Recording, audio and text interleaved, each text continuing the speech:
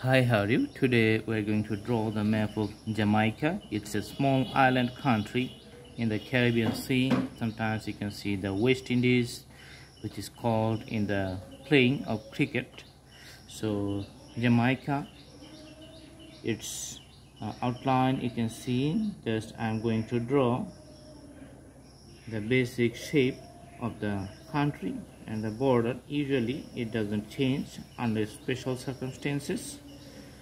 So that's why if you want to learn it, or sometimes you can have it in exam if you study the geography subject.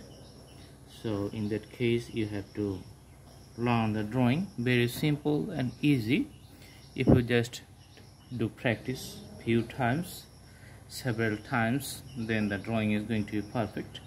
Now as you can see, it's a white background and the map is also white. We are putting little color or adding the color inside the borders just to show the basic shapes and separate it from the surrounding white colors.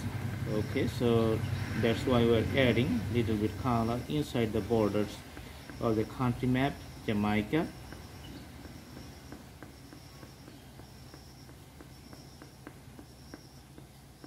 So putting color with crayon, or sometimes called it oil pastel, is easier because you can cover up a large area within a few amount of time or small amount of time.